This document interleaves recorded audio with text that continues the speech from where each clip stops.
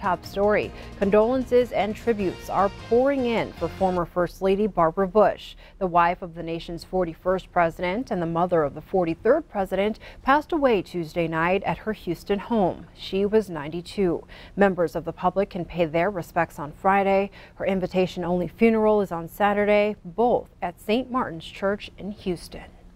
Southwest Airlines says it will begin enhanced inspections of its entire fleet following yesterday's emergency landing in Philadelphia. The National Transportation Safety Board says a preliminary examination of a blown jet engine shows evidence of metal fatigue. Albuquerque mother of two, Jennifer Reardon, died after the engine exploded and blew out a window mid-flight.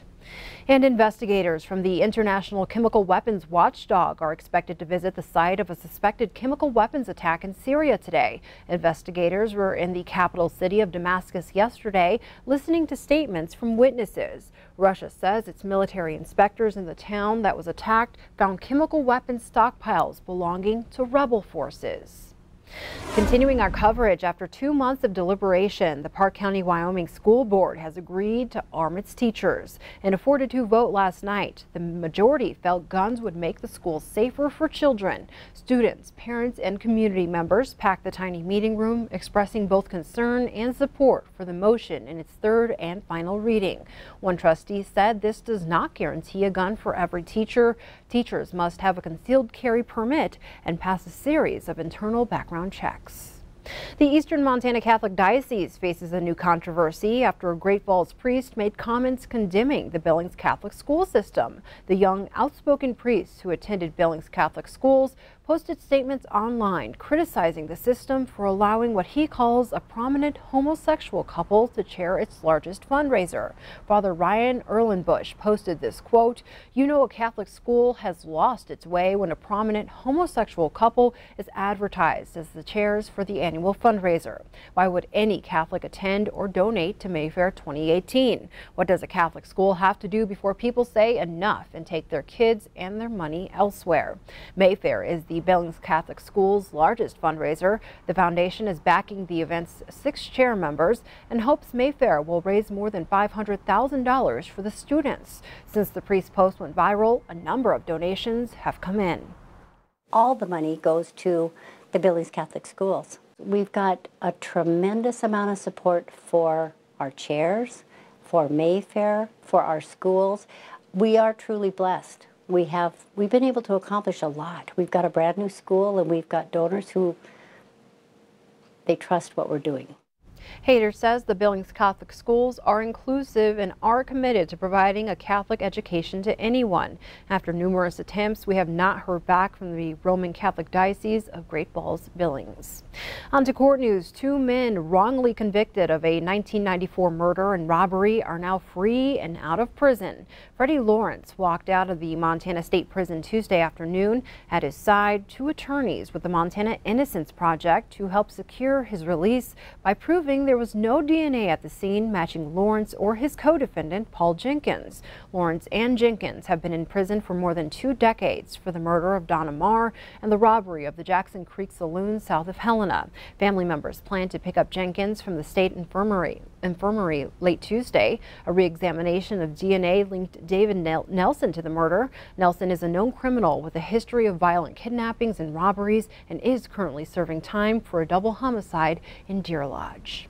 On to Crime Watch. The Lodgegrass man shot and killed by a Bureau of Indian Affairs officer Sunday night is now officially identified. The Bighorn County coroner says 36-year-old Reuben Stewart died from the gunfire. Stewart's grandmother called police to remove Stewart from her home because he was intoxicated. The Lodgegrass mayor tells us when the officer arrived, Stewart moved outside armed with a knife. As Stewart stepped onto the porch, he was shot several times. A BIA spokeswoman tells Q2 the officer is on administrative leave but did not release his name. The FBI declined to comment.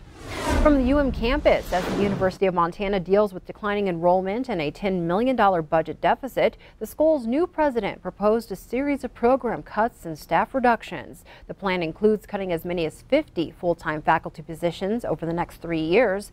President Seth Bodnar was very frank on Tuesday, saying the sharp slide in enrollment was not helped by a past decision to limit the school's marketing effort. He plans to restore that funding and says there's no way can continue to do everything it does now and do it well, suggesting further program reorganization and realignment. Bodnar says this is just the beginning of an ongoing conversation at On the campaign trail, a coalition fighting against another so-called bathroom initiative launched its effort to oppose it. The Free and Fair Coalition says I-183 is targeted at Montana's transgender and non-binary community. The proposed ballot measure would require government entities to designate protected facilities such as locker rooms, changing rooms, restrooms, and shower rooms for use by members of only one sex. The coalition says the initiative would prevent transgender and non-binary Montanans from participating in certain aspects of life in communities across the state. They say the movement is about more than just voting no on this issue. We also have such a bigger opportunity here to ensure that things like this don't happen again. And not only that, that when we're having these conversations in our communities, we're talking about gender identity protections. The cost to the state, if I-183 passes, is an estimated $550,000 to renovate government facilities. The initiative is sponsored by the Montana Family Foundation. Meanwhile, the Montana Teamsters Union is endorsing Democratic congressional hopeful Grant Keir. Keir, the former director of 2 separate Montana land trusts, was campaigning in Billings on Tuesday. I come from a home where I was raised by a single mom. I know what it's like to struggle every day to make ends meet, and I know the value of a paycheck and a fair wage for hard work. And I think it's really important that we have leaders stepping forward right now who are committed to taking care of everyday Montanans and making sure that everybody has a fair deal. The Montana Teamsters Union currently has as many as 1,900 members in the state. This is the first time the union has picked sides in a primary since 2006 when it endorsed John Tester for Senate. Elsewhere, despite a winter that won't let go, it is spring, and that means we are just 4 weeks away from the 37th annual Montana Women's Run. And if you would like to guarantee you will join this year's Sea of Hunter Green as it takes off in Billings on Saturday, May 12th, it's time to get signed up. The Women's Run is all about getting mothers, daughters, grandmothers, and girlfriends active and moving.